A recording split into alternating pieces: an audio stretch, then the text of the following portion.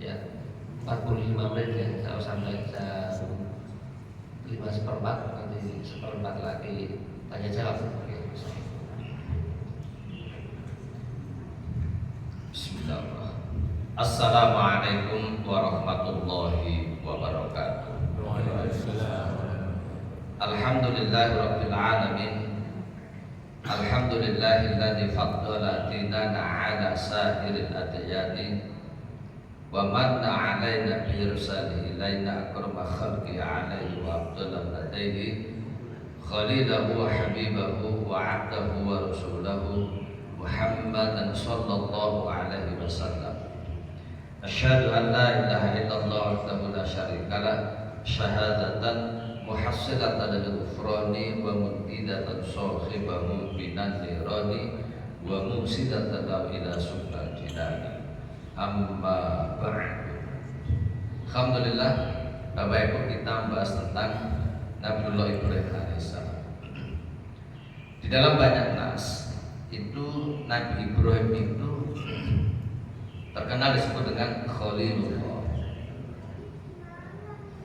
artinya kekasih Allah, kesayangan Allah.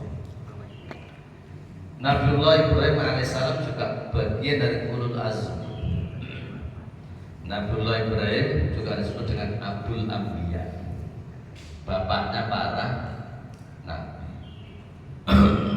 Kita bahas satu-satu bahwa Nabiullah Ibrahim alaihissalam itu adalah Khalilullah. Sambil penjelasan dalam tafsir Ibnu Katsir. Wa qauluhu, dan firman Allah, wa takhadallahu Ibrahim khalila, dan Allah menjadikan Nabiullah Ibrahim itu khalilan, kekasihnya. Wa hadza min babin targhib fi ittiba'ihi. Ini adalah bab tentang dorongan untuk mengikuti Nabiullah Ibrahim alaihissalam, karena beliau adalah kesayangan Allah, berarti pasti baik. Makanya kemudian dijelaskan di dalam tafsir Ibnu Katsir, wa hadza min babin targhib fi ittiba'ihi. Ini adalah bab tentang anjuran untuk mengikuti Nabiullah Ibrahim alaihissalam. Li'annahu imamun yaqtadi atau yuqtadi, karena beliau adalah pemimpin atau imam yang diikuti. Khairu wasala ila ghayatin ma yataqarrabu bihil ibadullah, karena Nabiullah Ibrahim telah sampai kepada tingkat taqarrub kepada Allah Subhanahu wa taala. Fa innahu intaha, beliau itu ada pada penghujung darajatil khullah. Darajatil khullah, derajat kecintaan, allati hiya al-fa'um maqamatil mahabbati, yang dia itu berada pada puncak kecintaan tertinggi. Jadi khalilan itu arfa'u maqamatil mahabbah, derajat paling dicintai, itu khalilan. Jadi Nabiullah Ibrahim sampai pada tingkat kesana. Kenapa kok sampai pada tingkat itu? Madzaka illa likathrati ta'atihi li rabbih. Jadi itu tidak terjadi kecuali likathrati ta'atihi li rabbih, karena banyaknya ketaatan beliau kepada hambanya, atau totalitas ketaatan Nabiullah Ibrahim. Karena saking taatnya, saking patuhnya kepada Allah, makanya disebut dengan khalilan. Kama wasafahu bihi fi qouli, sebagaimana Allah mensifati Nabiullah Ibrahim dengan khalilan itu pada firman Allah Ta'ala, wa Ibrahimu alladzi waffa, dan Ibrahim itulah adalah orang yang menyempurnakan. Maksudnya menyempurnakan itu qala katsirun minas salaf, para ulama salaf menjelaskan ai qama bi jami'i ma amara bihi. Artinya Nabiullah Ibrahim itu melakukan semua perintah Allah yang diberikan kepada dia. Wa waffa kulla maqamin min maqamatil ibadati, dan melakukan semua bentuk ibadah yang diberikan kepada dia. Fakana la yasbuhuluhu amrun jalilun an hadir, perkara besar tidak pernah melalaikan dari hal yang kecil. Wala kabirun an shodirin, perkara agung, tidak pernah meremehkan dari perkara-perkara yang remeh. Semua beliau lakukan. Kesibukan melakukan sebuah aktivitas besar, tetap tidak meremehkan beliau dari aktivitas kecil. Di sini orang gara-gara manten itu loh, nggak sholat duhur asar, make upnya hilang. Nah itu sholat duhur asar sama kau sore kan ada gitu. Karena make upnya itu kan lama orang make up itu, jadi orang make up lama. Jadi wis maca soro-soro kena banyu wudu buyar. Jadi baru karena manten sholat hilang. Nabi Ibrahim itu disebutkan fakana la yasbudu amrun jalilun an haqir wa la kabir an saghir. Tidak pernah perkara besar itu melalaikan beliau untuk melakukan perkara yang kecil. Perkara yang agung, beliau sudah melakukan sebuah perintah yang utama, tidak pernah melalaikan dari melakukan perintah yang remeh atau yang kecil. Itu tidak pernah. Makanya karakter itulah yang kemudian menyebabkan beliau digelari Khalilullah, jadi kekasih Allah. Oke, kemudian yang berikutnya, Ibrahim alaihissalam itu disebut dengan bagian dari ulul azmi. Ada dalam surat Al-Ahqaf, fasbir kama sabara ulul azmi minar rusul. Maka bersabarlah kalian itu sebagaimana sabarnya ulul azmi, rasul-rasul yang masuk kategori ulul azmi. Apa ulul azmi itu? Ulul hazmi, orang yang punya tekad, orang yang punya semangat, orang yang punya azmi. Dzul hazmi, orang yang punya tekad, kemauan. Wa qala Abdul-Haq dzul jaddi was sabr, orang yang punya kesungguhan dan kesabaran. Banyak riwayat tentang itu ulul azmi. Nah, siapa nabi-nabi yang termasuk ulul azmi itu juga banyak riwayat. Cuma saya ambil yang masyhur saja. Wa qala Ibnu Abbas wa Qatadah. Ibnu Abbas dan Qatadah menjelaskan yang dimaksud ulul azmi di dalam surat Al-Ahqaf itu adalah Nuh alaihissalam, Nabi Nuh, wa Ibrahim, Nabi Ibrahim, wa Musa dan Nabi Musa, wa Isa dan Nabi Isa, wa ashabus syariat. Mereka semua memiliki syariat. Artinya punya syariat sendiri. Syarat. Jadi kalau di dalam beberapa kitab kan dijelaskan Nabi dan Rasul. Kalau Nabi itu meneruskan syariat sebelumnya, kalau Rasul itu bawa syariat sendiri. Kalau Nabi tidak meneruskan syariat Nabi sebelumnya. Tapi kalau Rasul itu dia memiliki syariat baru, Nah, yang dimaksud ulul azmi di dalam surat Al-Ahqaf adalah ashabus syariat, mereka yang membawa syariat baru. Jadi Nabi Nuh, Nabi Ibrahim, Nabi Musa, Nabi Isa dan wahum ma'a Muhammad dan juga Nabi Muhammad sallallahu alaihi wasallam ada 5. Jadi itu ulul azmi. Nabi Ibrahim itu masuk di situ. Sehingga disebut bahwa Nabi Ibrahim alaihissalam adalah bagian dari ulul azmi minar rusul. Rasul yang masuk kategori ulul azmi. Itu yang kedua. Yang ketiga, Ibrahim juga disebut bapak para nabi. Kenapa? Karena dari garis keturunan Nabi Ibrahim itu, bahkan di dalam Quran ya ada 25, 19 itu semuanya ada dari Nabi Ibrahim. Jadi dari garis keturunan lain banyak nabi, termasuk 19 dari 25 nabi yang disebutkan dalam Al-Quran itu dari jalurnya Nabi Ibrahim alaihissalam, terutama dari jalur Nabi Ishak. Jadi Nabi Ibrahim punya anak Ismail dan Ishak. Nah, dari Nabi Ishak ini buahnya ada 18. Yang satu dari mana? Dari Nabi Ismail itu. Dari Ismail cuma satu. Ke bawah sampai 50 turunan itu hanya ada Rasulullah Muhammad, tidak ada yang lain. Jadi Nabi besar Ishak, Yakub, Yusuf adalah keturunannya. Oke.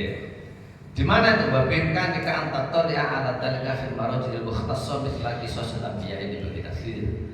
Anda memungkinkan untuk tator melihat membaca tentang tadi tentang bapak para nabi itu fil marojil mukhtasar pada referensi mukhtasar khusus misal kisah Nabi, misal tentang kisah para nabi yang ditulis oleh Ibnu Katsir atau kitab Bidayah wa Nihayah atau kitab Bidayah wa Nihayah itu ada penjelasan nasabnya para nabi itu siapa saja. Nah, di antara 25 nabi yang disebutkan dalam Al-Quran, 19 nabi itu keturunannya Nabi Ibrahim. Makanya kemudian Yusammal Ibrahimu Abul Anbiya. Nabi Ibrahim disebut dengan bapak para nabi.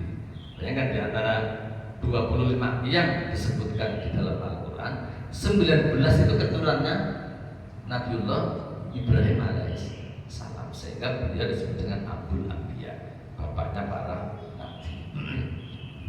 Nggak kelihatan ya. Saya sederhanakan, ini juga nggak kelihatan ya. Jadi nanti dari jalurnya Nabi Ismail itu yang sebelah mana? Sebelah kanan itu kan, nah ini Nabi Ismail, terus ke bawah itu Rasulullah Muhammad dan Nabi Ismail. Jadi dari sini ini Rasulullah Muhammad. Dan saya bisa lihat sebentar ya, dengan soalnya masalah nasab ini harus tahu. Jadi dan jadi kayu. Jadi ini ya, jadi Nabiullah Ibrahim ini punya anak Ismail Ishak. Dari Nabi Ishak nanti lahir semua nabi ini duriannya. Nah, dari Nabi Ismail terus ke bawah ini kurang lebih 50 turunan. Kalau satu orang itu 60, berarti 60 kali 50 berapa tahun? 3000 tahun. Baru muncul Nabi. Tapi kalau dari Nabi Ishak ini, Ishak ya, ada Yakub. Yakub nanti turun, ada Nabi Musa turun, ada Nabi Isa dan seterusnya. Itu hampir berapa berarti? Kalau dikurangi 2, 3 sekitar 15-an dari Nabi Ishak. Jadi banyak nabi. Sementara dari Nabi Ismail tidak ada ini sampai 50 keturunan. Makanya kemudian orang-orang Yahudi itu kan mereka tidak suka kok nabi tahu-tahu dari jalurnya Nabi Ismail. Dari nasabnya tidak pernah ada nabi sini. Sampai 50 generasi tidak pernah ada nabi. Tahu-tahu kok justru nabi akhir zaman Khatamul Anbiya wal Mursalin justru keluar dari sini, bukan dari keturunan jalur mereka. Mereka tidak mau, mereka menolak. Jadi Nabi orang-orang Nasrani, orang-orang Yahudi, mereka menolak. Kenapa? Karena bukan dari jalur mereka. Jadi kan Nabi Ibrahim punya ini ya, Ismail Ishak. Nah Ismail terus sampai 50 turunan tidak ada Nabi, baru Rasulullah Muhammad. Nah, nanti ini Ishak ini banyak Nabi nih. Ada Nabi Yakub, Nabi Daud, Nabi Imran, Nabi Yunus, Nabi Harun, Sulaiman, Musa, Nabi terakhir Isa. Banyak ya, ada sekitar 15-an. Semuanya dari jalurnya Nabi Ishak. Sehingga kalau ada Khatamul Anbiya dari jalur Nabi Ismail, marah mereka. Mereka tidak suka. Kok bisa dari jalur sana? Jadi, tapi semuanya kakeknya itu satu ke Nabi Ibrahim alaihissalam. Nah, ini saya sederhanakan. Biar gampang. Oke, jadi dari Nabi Ibrahim itu kan punya anak ya, punya anak Ismail dan Ishak. Dari Ismail ini ke bawah banyak ya, ini kan makanya kalau digambarkan kan tidak mungkin. Jadi ini dari Ismail ke Rasulullah Muhammad itu ada 50 keturunan ini. Banyak. Jadi sekitar 50 saya itu. Makanya 50 kalau dikali rata-rata usia 60 tahun lah. Jadi itu kan berarti kan 3000 tahun. Tidak ada nabi dari jalur Ismail. Baru ada Khatamul Anbiya, Nabi penutup Rasulullah Muhammad SAW. Nah, dari jalur Nabi Ishak ini nanti punya anak namanya Yakub. Yakub itu nama lainnya Israil. Jadi anak turunnya, cicitnya, cucu cicitnya Nabi Yakub itu namanya Bani Israil. Saya ulangi ya. Nabiullah Ibrahim itu punya anak Ismail sama Ishak. Dari Nabi Ismail tidak pernah ada Nabi sampai 50 turunan. baru ada Rasulullah Muhammad. Nah, dari Nabi Ishak itu punya anak namanya Yakub. Yakub ini nama lainnya Israel. Sehingga anak cucu cicitnya Nabi Yakub itu namanya Bani Israel. Yakub nanti punya anak, ada Yusuf bin Yakub, ada Yahuza, ada Lawa. Nah, Yahuza ini nanti turun ke bawah ada Nabi Isa alaihissalam. Nah, kalau yang dari Lawa nanti turun ke bawah, ini tidak langsung ya, ada generasi-generasi. Nanti ada Nabi Musa alaihissalam. Nah, kata-kata Yahudi itu dari sini. Jadi anak turunnya Yahuza. Jadi Yahuza ini namanya Yahudi. Gitu. Jadi kalau Israel itu anak turunnya dari Yakub. Jadi kalau kalau anak turunnya Yahuza ini dia nanti Yahudi itu. Nanti turun ke bawah jadi banyak ya seperti nanti itu baru ada namanya Isa alaihissalam. Tapi walhasil kalau kita lihat di sini, pertama Nabi Muhammad ya paling kanan itu, kemudian tengah itu ada Nabi Isa alaihissalam, kemudian ada Nabi Musa paling kiri. Kalau Nabi Musa itu bawa kitab apa? Taurat. Penganutnya namanya Yahudi. Kalau Nabi Isa bawa kitab Injil, penganutnya namanya Nasrani atau Nasora. Kalau Rasulullah bawa Al-Quran. Semuanya ini Rasulullah Muhammad dengan Al-Qurannya, Nabi Isa dengan Injilnya, Nabi Musa dengan Tauratnya. Muaranya mbahnya satu, siapa? Nabi Ibrahim alaihissalam. Nah, inilah yang dimanfaatkan oleh Barat untuk kemudian mengaburkan kebenaran agama, relativisme agama, bahwa agama itu kebenarannya tidak boleh didominasi agama samawi satu saja, hanya Islam saja. Tetapi agama Yahudi, agama Nasrani itu juga benar. Kenapa? Karena bersumber dari mbah yang sama gitu. Siapa itu? Nabi Ibrahim alaihissalam. Nah, itulah yang disebut pluralisme nanti. Nah, nanti akan saya jelaskan kesalahannya. Jadi Barat itu mengkaji. Mereka ngerti nasab. Orientalis itu bukan orang yang awam bahasa Arab. Mereka pintar bahasa Arab. Jadi mereka fasih di dalam bahasa Arab. Kita masih ingat Sunan Bonang itu Abdul Ghaffar atau Abdul Ghafur, pintar dia bahasa Arab. Demikian pula yang mengkaji. Mereka pintar. Tujuannya apa? Mengaburkan kebenaran Islam. Dengan cara apa? Ya pluralisme itu, keragaman, bahwa semua agama itu hanya caranya yang beda, tapi hakikatnya mereka semua benar karena bermuara pada kakek yang sama, sumber yang sama. Siapa? Nabi Ibrahim alaihissalam.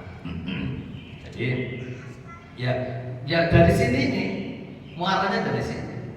Karena sumbernya satu, semuanya anak turunnya Nabi Ibrahim alaihissalam. Nah, sekarang kita kaji penjelasan para mufassir terkait dengan pluralisme atau relativisme agama, bahwa semua agama itu benar. Nah, sebentar. Agama samawi itu ada Yahudi, Islam. Samawi itu punya kitab wahyu. Kalau Buddha itu kan tidak punya. Itu kan dibuat apa? Sang Gautama. Jadi bukunya itu. Tapi kalau itu kitab wahyu, Quran itu wahyu, samawi. Injil itu wahyu, samawi. Taurat itu anjur, Taurat itu samawi. Dia dari Allah, bukan buatan manusia. Bahwa nanti sekarang berubah itu beda, tetapi bahwa Taurat, Injil, dan Quran itu semuanya wahyu dari Allah Subhanahu wa Ta'ala. Ada seorang orientalis ya, bernama Louis Maximin, nggak tahu bacanya apa, bahasa Perancis, dia orang Perancis. menyatakan bahwa tokoh orientalis Perancis beragama Katolik Louis Massignon menyatakan bahwa frase itu ungkapan agama Abrahamik adalah semua agama samawi yang berasal dari sumber spiritual yang sama. Maksudnya bermuara ke Nabi Ibrahim alaihissalam. Ini menurut mereka. Istilah yang lebih modern berasal dari istilah plural. Dari referensi Al-Quran itu milah Ibrahim atau milah Abraham, agama Nabi Ibrahim.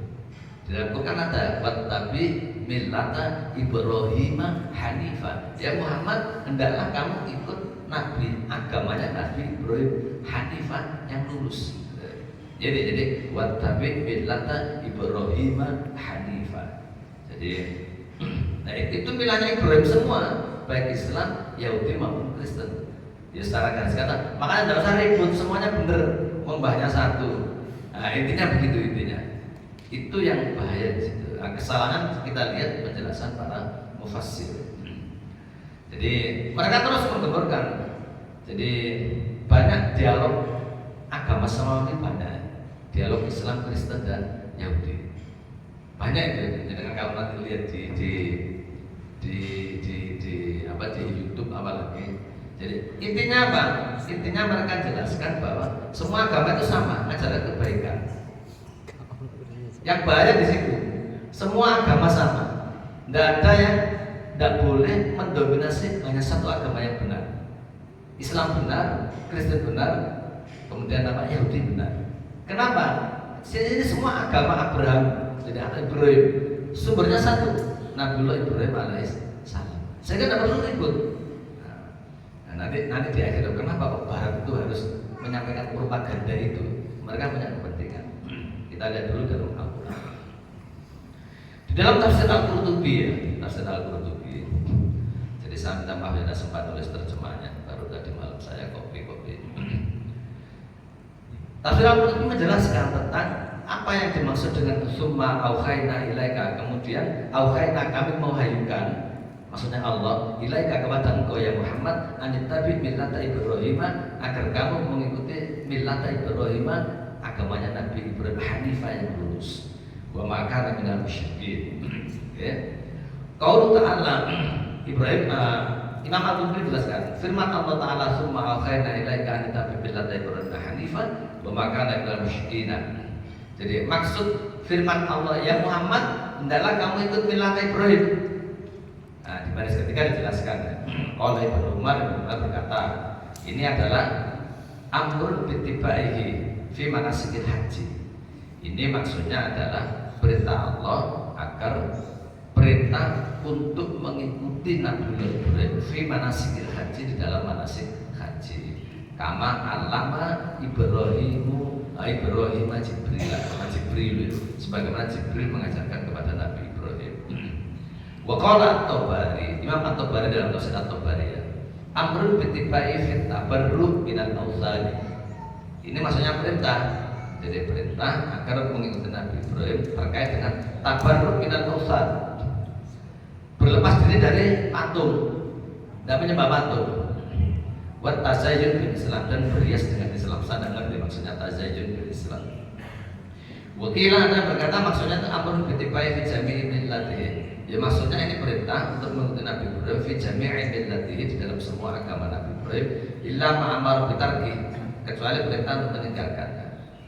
Jadi qalahu ba'du ashab Syafi'i, yang berkata sebenarnya sebagian Syafi'iyah ala mahakau al-Mawardi, sebagaimana yang diriwayatkan oleh Mawardi. Was-sahih, yang paling penting yang bawah ini yang merah. Was-sahih yang benar setelah meriwayatkan banyak pendapat, beliau jelaskan kalau Qurtubi, was-sahihu yang benar itu al-ittiba fi aqli syar'i dunal furu'. Yang benar itu maksudnya mengikuti Nabi Ibrahim itu hanya untuk perkara akidah. Apa akidah tauhid? Maksudnya menyembah itu hanya kepada Allah, bukan kepada yang lain.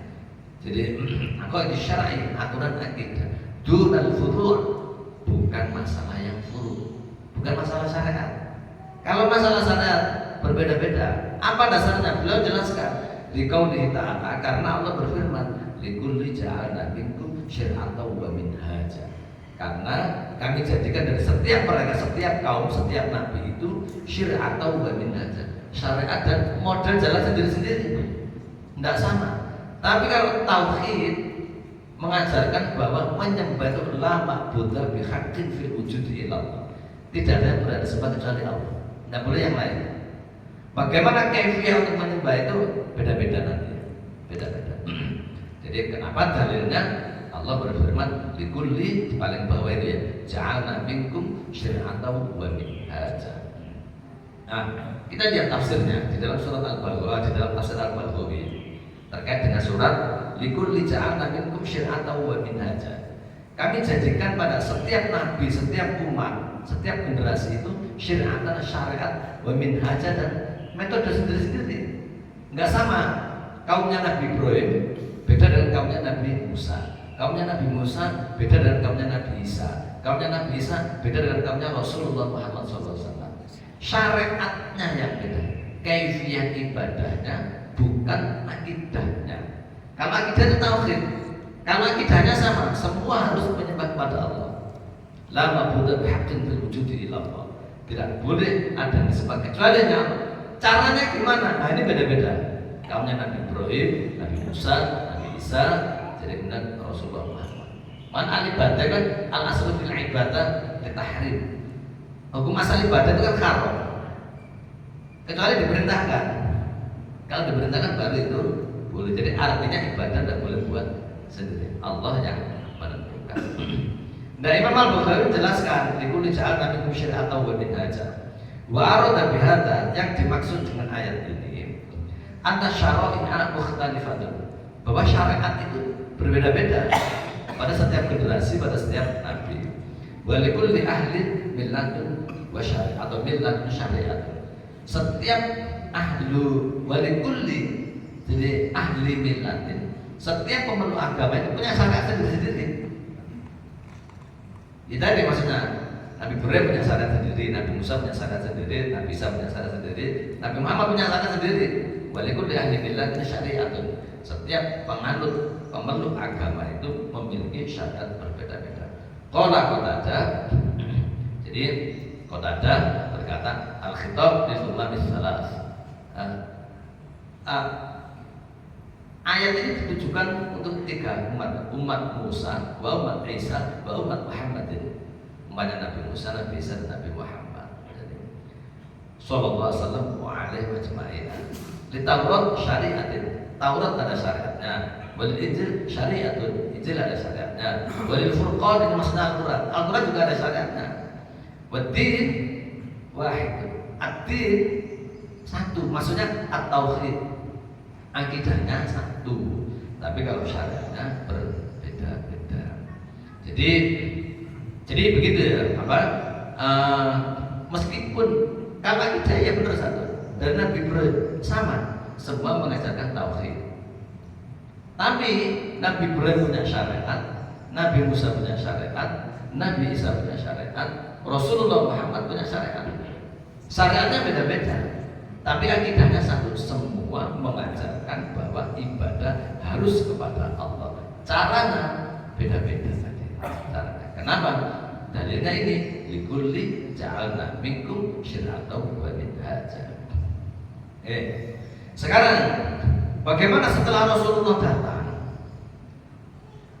Di dalam surat Al-Baqarah ini kalau nggak salah ayat 6, innal ladzina amanu wal ladzina hadu wan nasara was-sabiin, sesungguhnya orang-orang beriman, wal ladzina hadu, dan orang Yahudi, wan nasara, dan orang Nasrani, was-sabiin, dan orang sabiin. Sabiin ini banyak pendapatnya. Man amana billahi wal yaumil akhir, barang siapa yang dia tadi Yahudi, Nasrani, sabiin itu beriman kepada Allah wal yaumil akhir, dan hari akhir, wa amila sholihan, dan beramal baik, falahu ajruhu 'inda rabbih, maka mereka dapat pahala. Bunyinya begitu ya. Ayat ini sering dijadikan dulu oleh orang liberal. Untuk ayat ini menunjukkan Yahudi, Nasrani itu dapat pahala kalau baik. Kenapa? Bunyi ayatnya begitu. Innal ladzina hadu, innal ladzina amanu apa? Innal ladzina amanu wal ladzina hadu. Orang yang beriman, orang Yahudi, orang Nasrani, orang Sabiin. Kalau mereka itu beriman pada Allah dan hari akhir, wa amila sholihan dan beramal soleh. Nanti terus ayat ini, falahum ajruhum 'inda rabbihim. Mereka kalau baik dapat pahala. Nah, orang liberal itu, orang Nasrani itu, orang Yahudi itu, kalau berbuat baik dapat pahala. Orang liberal dalilnya ini salah, tidak begitu. Para ulama jelaskan tidak begitu. Makanya sering saya sampaikan, Pak, Bu, kalau kita baca ayat Quran, jangan difahami sendiri. Saran saya, jenengan baca tafsir, itu agar tidak salah. Misalkan tafsir Ibnu Katsir itu sudah ada terjemahan yang ringkas itu agar tidak salah. Ya, sebagaimana orang liberal itu. Jadi padahal kan Allah jelaskan begini, wa may yabtaghi ghairal islami dinan. Barang siapa yang memilih selain Islam, fala yuqbal minhu. Kan ditolak semua itu apa? Kalau dia memilih agama selain Islam. Makanya kemudian para ulama jelaskan ayat ini dan seperti itu. Bagaimana mereka menjelaskan? Nah, saya tunjukkan asbabun nuzulnya dulu ya. Nazalat fi ashabi Salman al-Faris. Ayat ini turun terkait dengan sahabat-sahabat dari Salman al-Faris. Baina wa yahduzun Nabi sallallahu alaihi wasallam. Jadi ketika Nabi menyinggung teman-temannya Salman al-Farisi, Indah Karaskabu kemudian beliau menyebut sahabat-sahabat sama, fa'akhbarahu khobaru. Kemudian beliau menyebutkan tentang sahabat itu. Artinya bahwa sahabat mereka akan celaka, sahabatnya Salman yang tidak mau masuk Islam. Faqala kanu yasumuna wa yusalluna wa yu'minuna bika. Ya Muhammad, mereka itu puasa. Wa yusalluna, mereka sholat. Wa yu'minuna, mereka beriman kepada Engkau. Wa yasyhaduna annaka satu ba'su nabiyya. Mereka juga bersaksi bahwa kamu akan diutus sebagai seorang nabi. Falamma farahu Salman min sana'i. Ketika Salman sudah berhenti memuji sahabatnya, min sana'i alaih, memuji sahabatnya. Qala lahu Nabi sallallahu alaihi wasallam, kemudian Nabi berkata, "Ya Salman, hum min ahli nar." Ya sahabat itu tetap ahli neraka meskipun mereka dulu baik, mereka beriman, mereka meyakini bahwa nanti akan ada nabi akhir yang diutus. Jadi kan begini, Nabi itu cerita begini ke Salman ya. Nanti orang-orang yang dia itu sebelum aku, ya dia min ahlin nar, gitu. Sebelum Rasulullah Muhammad. Salman orang Persia masuk Islam. Bilang ke Nabi, ya Muhammad, gimana sahabat-sahabatku dulu itu orang baik, percaya dengan Injil. Dia yakin, bahkan dia yakin bahwa nanti ada nabi akhir zaman yang diutus. Mereka percaya bahwa engkau nanti akan datang. Tapi sudah meninggal semua. Bagaimana mereka? Kemudian Nabi menjelaskan, hum min ahlin nar, ya neraka mereka. Kemudian turun ayat ini, innal ladzina hadu. Jadi fastad dari ala sabunan Salman sedih. Wah kok gini? Dan turun ayat ini, innal ladzina amanu wal ladzina hadu wan nasar, sungguh orang-orang beriman, orang Yahudi, orang Nasrani, orang Sabiin, selama mereka iman kepada Allah dan hari akhir dan beramal soleh, falahum ajrun min rabbihim, maka mereka itu maka mereka dapat pahala. Maksudnya apa? Maksudnya begini ayat itu. Nanti saya bacakan aja setelah maksudnya dulu.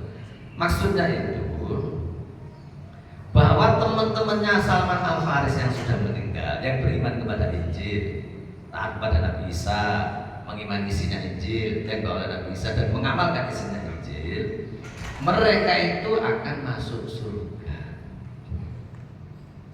Akan masuk surga. Yang sudah meninggal itu akan masuk surga. Tetapi bagi mereka, jadi setelah datangnya Rasul, kalau mereka tidak mau mengimani Nabi sebagai Nabi akhir zaman, maka kaumnya Nabi Isa itu masuk neraka. Kaumnya Nabi Musa itu kan nama kitabnya Taurat. Mereka yang mengimani isinya Taurat, kemudian mengamalkan isinya Taurat dan kaum Nabi Musa sebelum datangnya Rasulullah Muhammad, maka mereka masuk surga. Kaumnya Nabi Isa yang mengimani Injil dan mengamalkan isinya Injil sebelum datangnya Rasulullah Muhammad, mereka masuk surga.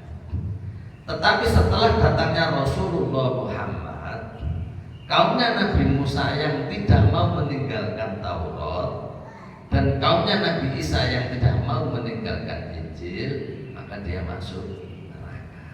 Nah, ini penjelasan ayatnya di dalam tafsir Ibnu Katsir. Oke. Kenapa? Clear ya? Nanti kita diskusi. Jadi makanya wama ya bertahun Islam dinan pada yuqbala min wa fil akhirati minal khasirin. Jadi setelah turun ayat nanti akhirnya turun ayat ini Ali Imran itu. Jadi wama ya bertahun Islam dinan, barang siapa yang memilih selain Islam sebagai agama, fala yuqbala minhu, maka amalnya akan tertolak. Wa fil akhirati minal khasirin, di akhirat dia termasuk orang yang rugi. Ya, bisa lewat aja. Jadi, kembali ke tadi. Jadi karena agama jadi kan sudah jelas ya bagaimana posisi Yahudi, Nasrani dan Islam. Meskipun satu mbah, yakni Nabiullah Ibrahim alaihissalam, tetapi tidak bisa kemudian ketika Rasulullah sudah datang, agama Islam, Yahudi, Nasrani dianggap benar sama. Yang benar hanya Islam. Inna dina 'indallahil Islam. Hanya Islam. Yang lainnya tidak bisa.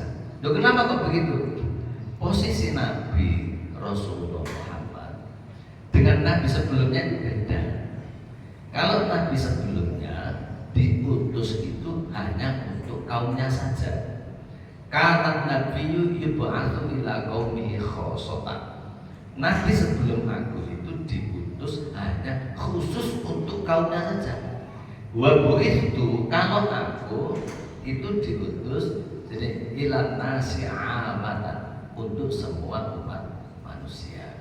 Jadi kalau kaum Nabi Musa hanya untuk orang Yahudi, Nabi Isa hanya untuk orang Nasrani. Kalau Rasul beda, wa bu'itsu ila nasi amatan. Kalau aku diutus untuk semua umat manusia. Sehingga kemudian Nabi jelaskan di dalam Quran tadi jelaskan begitu para mufassir ayat yang tadi bahwa kaumnya Nabi Musa itu akan masuk surga jika mengimani Taurat dan mengamalkan Taurat sebelum Rasulullah Muhammad datang. Kaumnya Nabi Isa kalau dia mengimani Injil dan mengamalkan Injil masuk surga sebelum datangnya Rasulullah Muhammad SAW. Ketika Rasul sudah datang, beda. Kaumnya Nabi Musa yang tidak mau meninggalkan Taurat dan kaumnya Nabi Isa yang tidak mau meninggalkan Injil, setelah Rasulullah datang maka dia masuk neraka. Oke. Nah, sehingga tadi pluralisme itu salah. Pluralisme itu ide yang menganggap bahwa semua agama itu benar. Islam, Kristen, dan Yahudi itu benar. Kenapa benar? Oh, sumbernya loh satu dari Khalilullah, dari Nabiullah Ibrahim alaihissalam. Jadi mereka itu sebenarnya terdiri, tapi sengaja itu dikaburkan. Kenapa kok dikaburkan? Iya, mereka punya kepentingan. Jadi agar umat ini mengaburkan kebenaran sebuah agama. Di dalam kan begini, kalau pluralitas, iya kita akui. Pluralitas itu keragaman.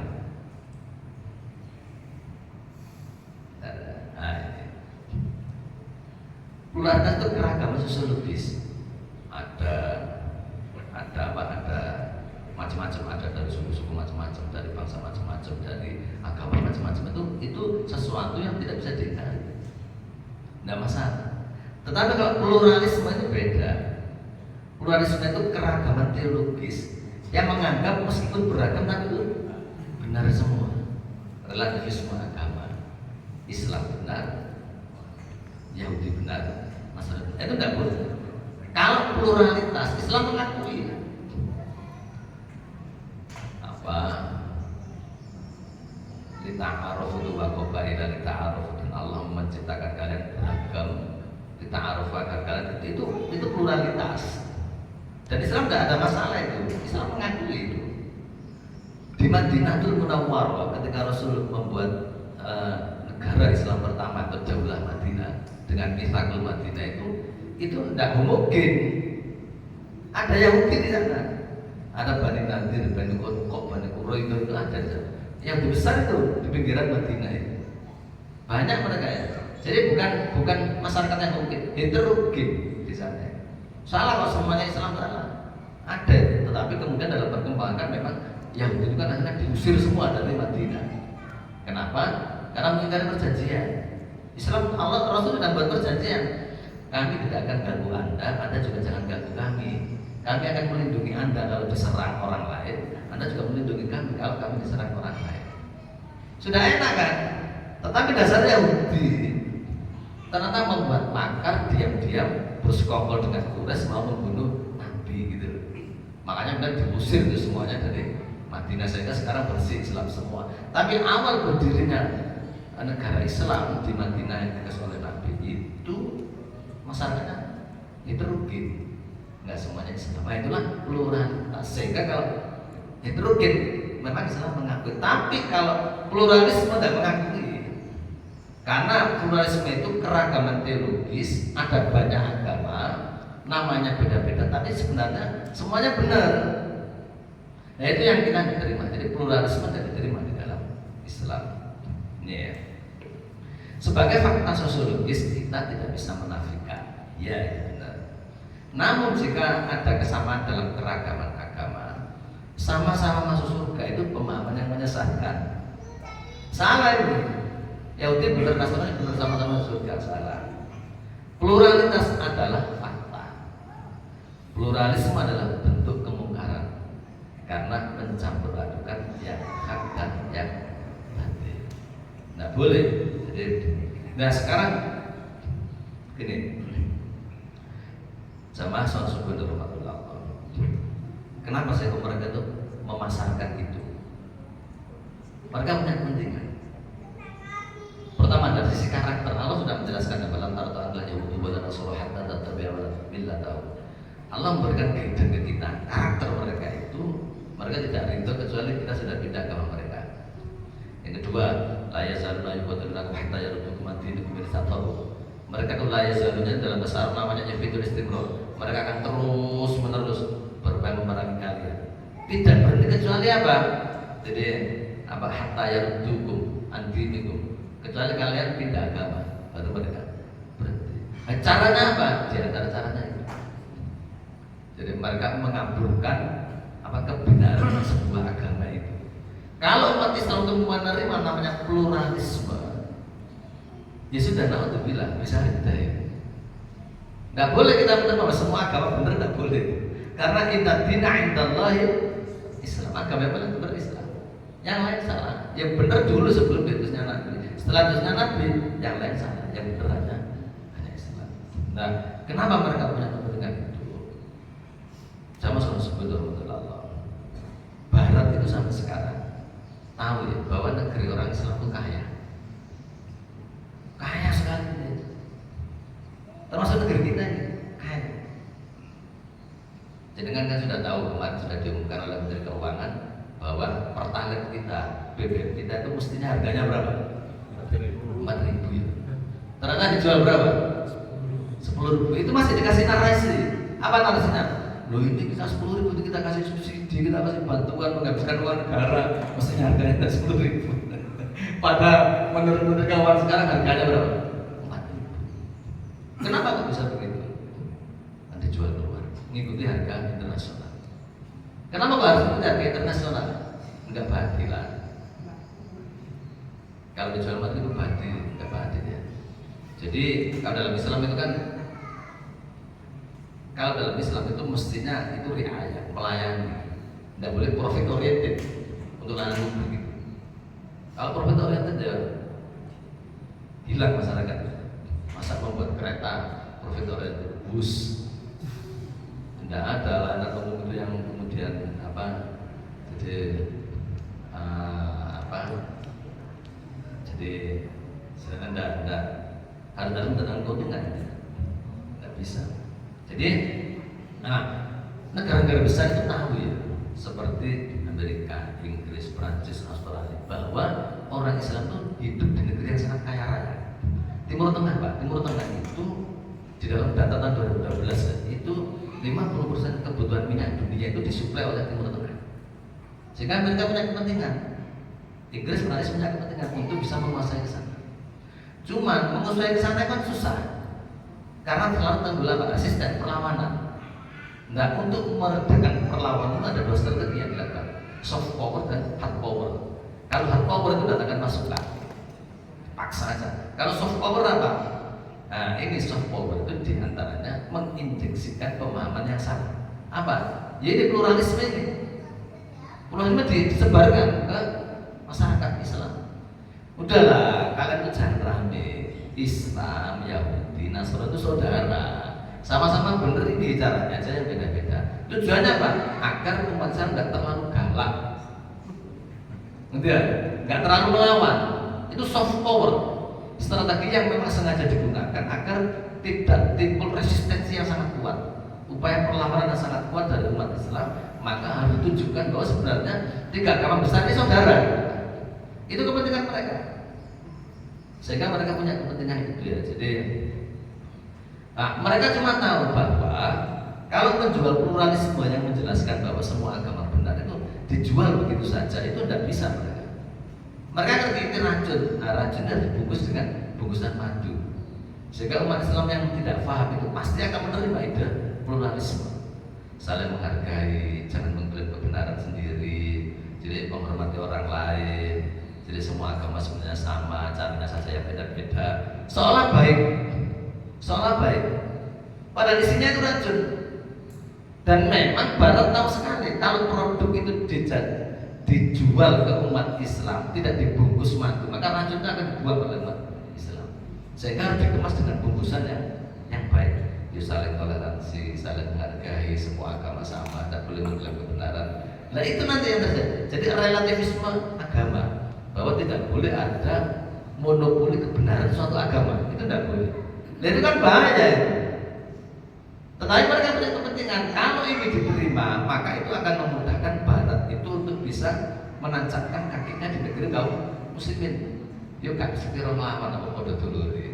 Nah, secara dalam begitu, Islam, Yahudi, Kristen sama-sama saudara, insya Allah tidak kelawan. Nah, kalau ini tidak mempan, dikasih pluralisme masih nolak, hard power tadi udah datangkan pasukan aja apa itu. Nah, di Timur Tengah itu karena sudah paham mereka, pluralisme tidak bisa. Sehingga mereka melakukan perlawanan. Karena melakukan perlawanan maka hard power yang dipakai mereka. Mereka datangkan apa? Pasukan ke sana. Dan Amerika itu masya Allah ya. Nah, masih ingat kalau dengan Venezuela itu sekarang, ya, Kolombia atau Venezuela? Kolombia yang narkoba itu. Venezuela bahkan kirim pasukan 10.000 untuk nyerang Venezuela. Gara-gara apa? Gara-gara katanya Amerika, versi Amerika itu adalah karena tidak bisa mengatasi perdagangan narkoba di Venezuela.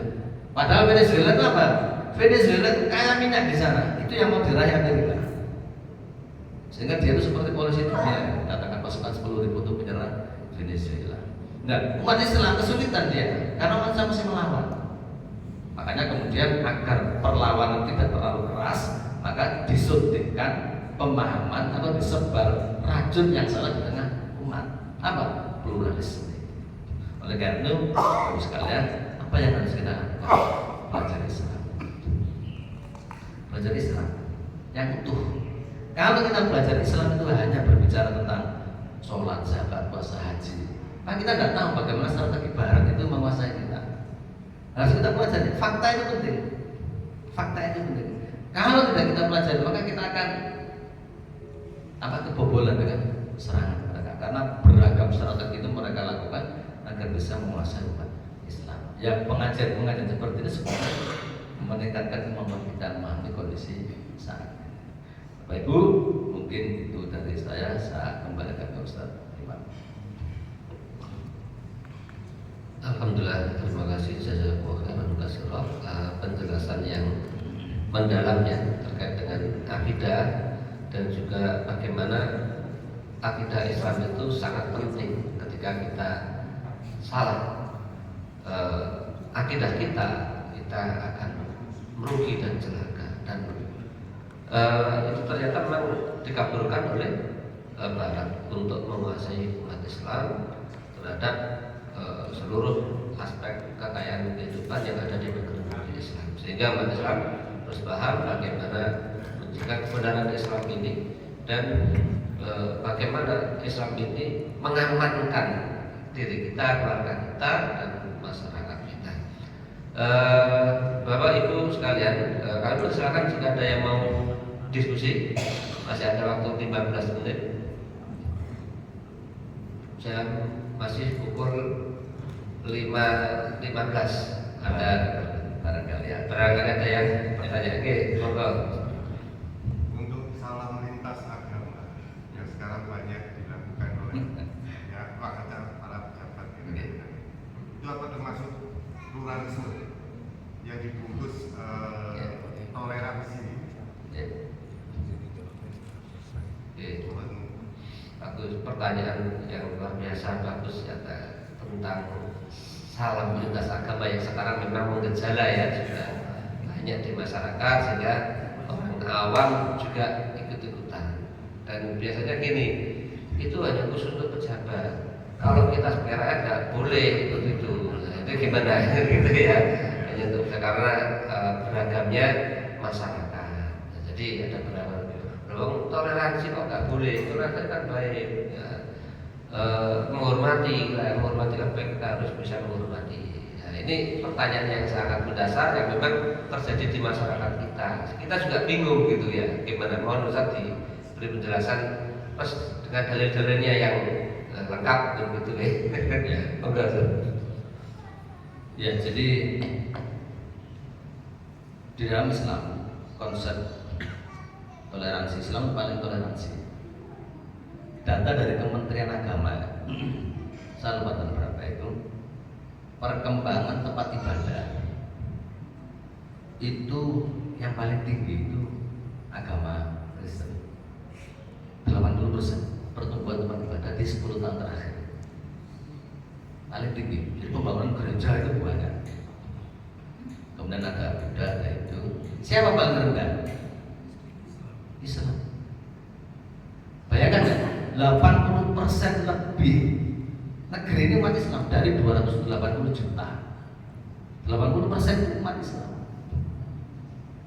Tetapi 10 tahun terakhir pertumbuhan tempat ibadah yang paling banyak itu justru Kristen. Paling rendah Islam. Ini tidak mungkin terjadi kecuali negeri yang mayoritas Islam.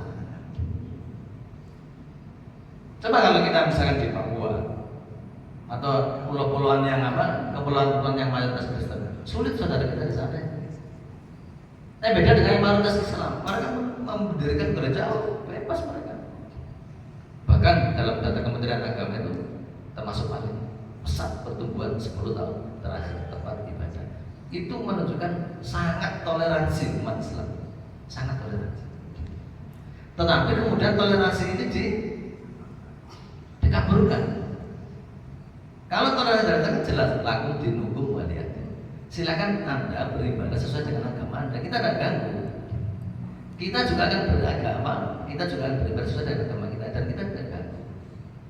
Dan Anda jangan ganggu kita. Kita tidak mengganggu Anda, Anda juga jangan mengganggu kita. Itu di Islam. Tetapi kemudian itu dipaksakan bahwa kalau kemudian misalkan di dalam ranah publik ya, ada beragam orang, bagaimana kita mengucapkan salam? Ya sesuai dengan kita lah. Kalau kita Islam, kita Islam. Kalau tidak ya. Nah di Islam itu kan kalau kemudian ada ucapan-ucapan yang misalkan salam dari orang-orang muslim kan tidak boleh kita jawab. Hanya kita jawab assalamualaikum. Jadi kita ada assam, jadi alaika. Jadi assam itu ada celaka bagi kamu. Assalamualaikum. Jadi karena kalau doa jadi apa di dalam Islam begitu, tidak boleh kita balas. Jadi itu bagian dari upaya untuk mengabulkan kita. Jadi sebenarnya tidak ada masalah kan, apa pengaruhnya ke ini? Ke aktivitas pelayanan publik tidak ada pengaruhnya. Kalau misalkan saya hanya mengucapkan salam, assalamualaikum warahmatullahi wabarakatuh, selesai. Tetap kita layani masyarakat, mereka mau ngurus apa kita layani, kan tidak ada pengaruh. Tetapi itu kemudian dipaksakan di dalam negeri yang mayoritas Islam ini. Itu memang salah satu strategi yang digunakan untuk mengaburkan. Jadi banyak yang bahkan di kampung-kampung itu, di kampung saya itu kan juga begitu.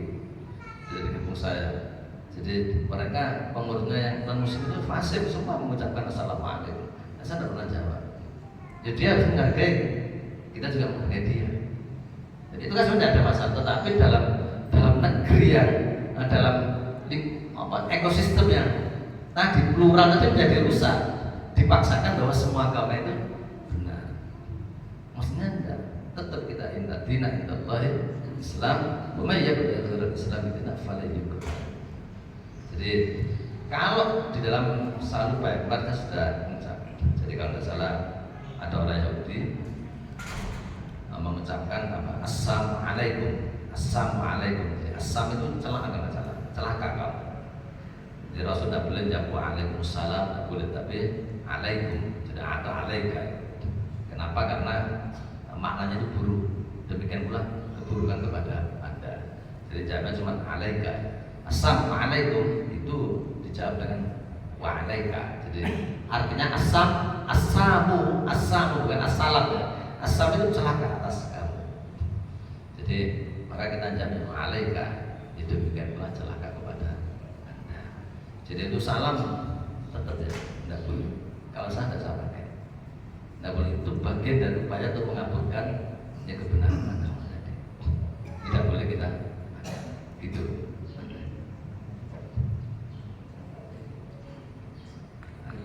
Kesimpulannya bahwa salam lintas agama itu adalah upaya untuk mengaburkan Islam, sehingga kita tidak boleh memakainya.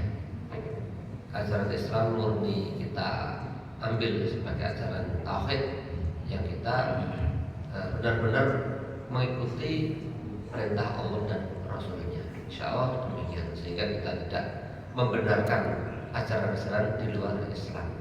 Tapi kita menghormati bahwa di luar Islam itu ada agama yang lain. Tapi kebenaran agama itu adalah Islam. Inna dina indallahil Islam. Sehingga itulah yang kita ambil, dan kita tidak memaksakan agama lain agar masuk Islam. Saling beribadah, menghargai keyakinan dan ibadahnya masing-masing. Baik, demikian ya. Cukup? Oh, saya tanya nggih. Masalah Israel sama Palestina itu ada politik agama maksud saya itu. Terima kasih. Pertanyaannya mendasar. Israel Palestina apakah ada politik agama? Enggak, Ustaz. Apakah agama itu politik? Ya, jadi begini. Bapak Ibu, tadi saya sampaikan bahwa Barat itu sangat tahu bahwa negeri Islam sangat kaya.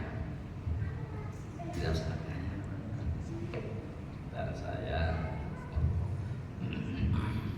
Dan saya dan buka file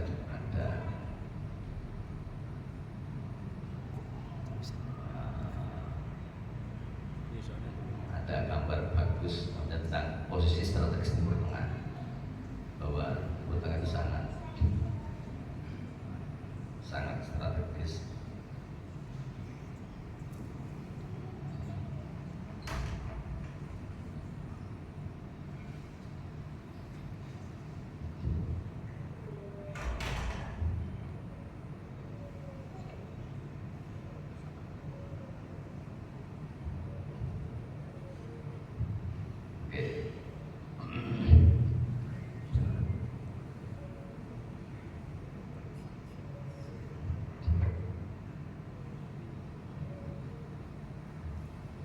Ya.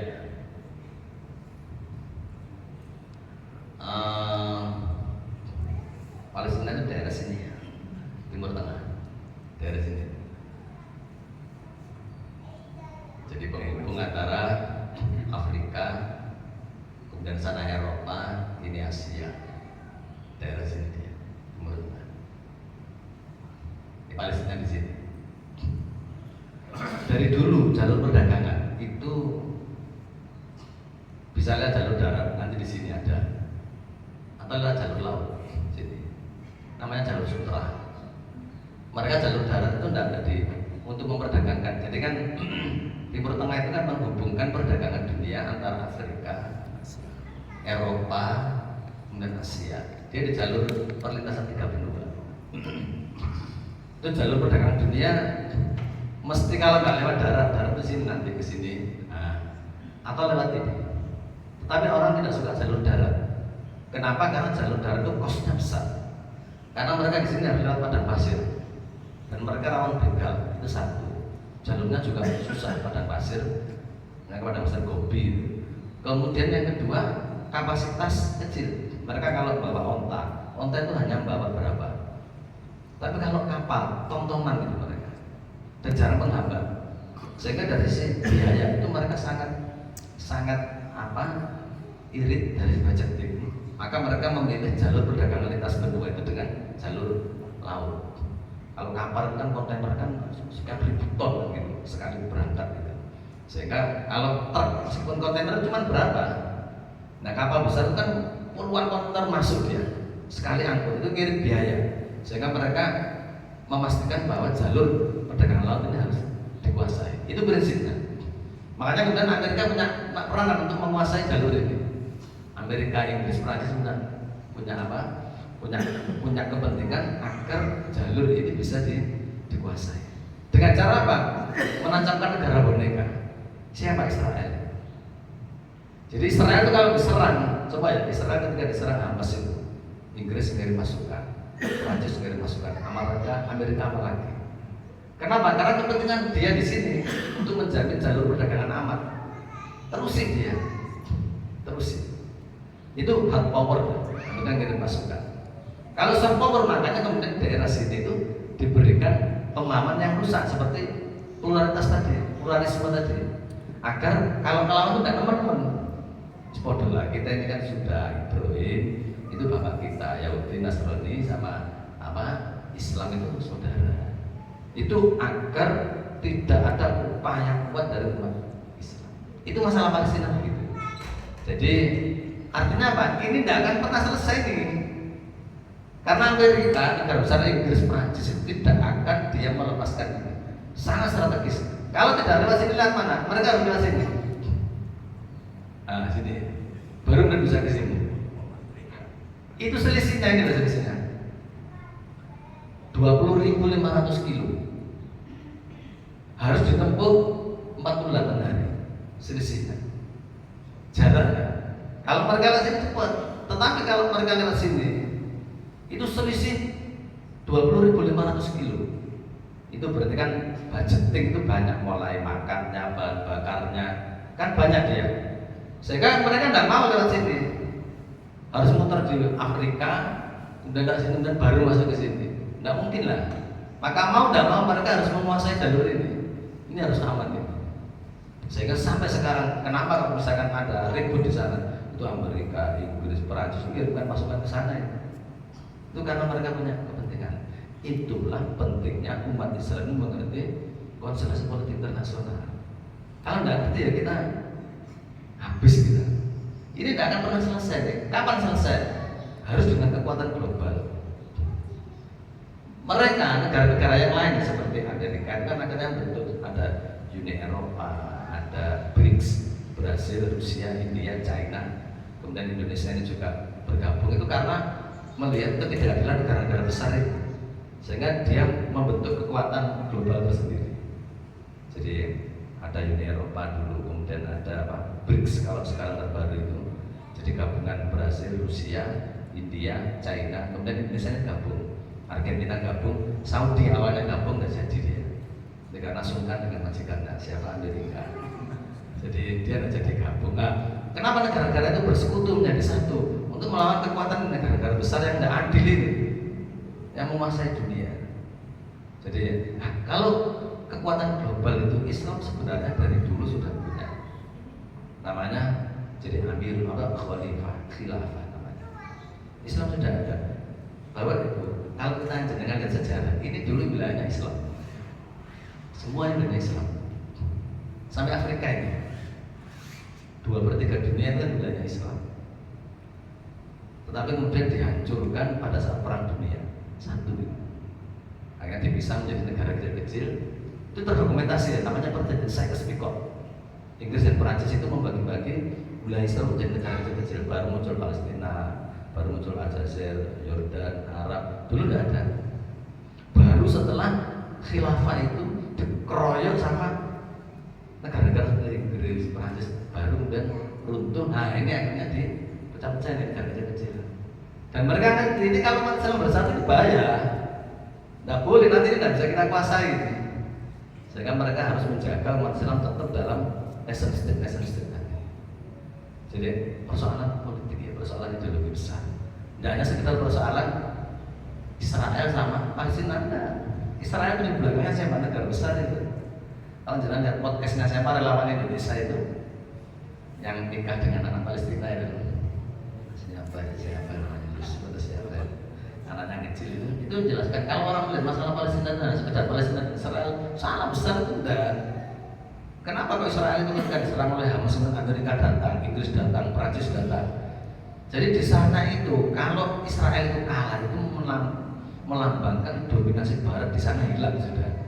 Makanya mereka tidak mungkin membiarkan Israel itu kalah. Faktanya begitu Pak. Jadi tidak sekedar masalah Palestina dan Israel, tapi itu hegemoni negara besar di dunia Islam. Nah, Israel itu representasi kekuasaan negara-negara Barat di daerah Timur Tengah. Kalau Israel kalah itu menunjukkan representasi bahwa Barat hengkang dari sana. Sehingga ketika Israel diserang oleh Hamas itu cuma milisi berapa orang Palestina dan tentara. Itu langsung akan kirim pasukan, Inggris pasukan, Australia pasukan, Perancis pasukan. Kenapa kalau mereka mengerahkan uangnya, biayanya, pasukan perangnya berbondong-bondong ke sana? Ya karena itu representasi dari hegemoni Barat di daerah Timur Tengah. Jadi sehingga sebenarnya itu pertentangan antara Islam dan ya Barat itu sebenarnya yang terjadi. Sehingga tidak bisa selesai kecuali dengan kekuatan global. Apa? Khilafah. Kalau kita bicara fikih itu khilafah. Khilafah itu kekuatan global waktu itu di dalam sejarah. Semua itu dulu satu ya. Dikuasai Islam, pusatnya di Turki Utsmani dulu. Tidak ada negara Iran, Irak, Saudi, Yordan, Mesir tidak ada. Dulu itu gubernuran itu. Ada gubernurnya, ada walinya. Sejak Perang Dunia I baru dengan perjanjian Sykes-Picot yang dibuat oleh Inggris dan Perancis itu dipecah-pecah sampai sekarang. Itu Bapak untuk masalah ini Palestina. Ngantuk ya, kecuali yang ngantuk. Baik, jadi selain kita mendapat penjelasan yang detail terkait dengan akidah, ya, terkait dengan keimanan dan bagaimana juga penjelasan tentang konstelasi geopolitik dunia yang ini umat Islam harus menyadarinya bahwa kita punya kepentingan yang sangat besar